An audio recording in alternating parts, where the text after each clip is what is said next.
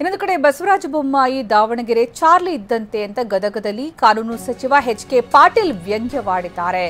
ಮಾಜಿ ಸಿಎಂ ಬಗ್ಗೆ ಎಚ್.ಕೆ. ಪಾಟೀಲ್ ವ್ಯಂಗ್ಯವಾಡಿರೋದು. ಮಾಜಿ ಸಿಎಂ ಬಸವರಾಜ ಬೊಮ್ಮಾಯಿ ದಾವಣಗೆರೆ ಚಾರ್ಲಿ ಇದ್ದಂತೆ ಅಂತ ಗದಗದಲ್ಲಿ ಕಾನೂನು ಸಚಿವ ಎಚ್.ಕೆ. ಪಾಟೀಲ್ ವ್ಯಂಗ್ಯವಾಡಿದ್ದಾರೆ. ಕುಸ್ತಿಯಲ್ಲಿ ಬೊಮ್ಮಾಯಿ ದಾವಣಗೆರೆ ಚಾರ್ಲಿ ಆಗಿದ್ರು, ಆದರೆ ಇದೀಗ ಮುದುಕರಾಗಿದ್ದಾರೆ ಅಂತ ವ್ಯಂಗ್ಯವಾಡಿದ್ದಾರೆ. ದಾವಣಗೆರೆ ಚಾರ್ಲಿ ಜೊತೆ ಹೊಸ ಕುಸ್ತಿಪಟು ಕಣದಲ್ಲಿದ್ದಾನೆ. ಹೀಗಾಗಿ ಆನಂದ ಗಡದೇವರ ಮಠ ಅವರ ಗೆಲುವು ನಿಶ್ಚಿತ.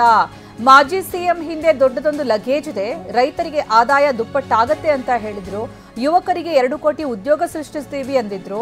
ಮಾಜಿ ಸಿಎಂ ಬೊಮ್ಮಾಯಿ ಹಿಂದೆ ಈ ದೊಡ್ಡ ಭಾರಗಳಿವೆ, ಹೇಳಿದ್ದನ್ನು ನಡ್ಕೊಳ್ಬೇಕಾದಂತಹ ಭಾರಗಳಿವೆ.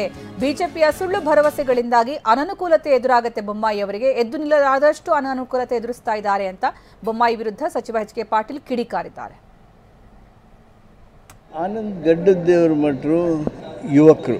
ಮಾನ್ಯ ಬೊಮ್ಮಾಯಿಯವರಷ್ಟು ಅನುಭವ ಇದೆ ಅಂತ ನಾನು ಹೇಳೋದಿಲ್ಲ, ಅವರಷ್ಟು ಚಿರಪರಿಚಿತರು ಅಂತ ಹೇಳೋದಿಲ್ಲ. ಈ ಕುಸ್ತಿಯೊಳಗೆ ದಾವಣಗೆರೆ ಚಾರ್ಲಿ ಇದ್ರು, ಅವರು ಮುದುಕರಾಗ್ಯಾರ. ಈಗ ಹೊಸ ಕುಸ್ತಿ ಪಟುನ ಬಿಟ್ಟಾಗ ಯಾರು ಗೆಲ್ತಾರ ನಿಮಗೆ ಗೊತ್ತಾಗುತ್ತೆ. ಅದಕ್ಕೆ ದಾವಣಗೆರೆ ಚಾರ್ಲಿ ಕೂಡ ಹೊಸ ಕುಸ್ತಿಪಟು, ಯುವಕ ಜಾಣ ಕುಸ್ತಿಪಟು ಇವತ್ತು ಕಣದಲ್ಲಿದ್ದಾರೆ.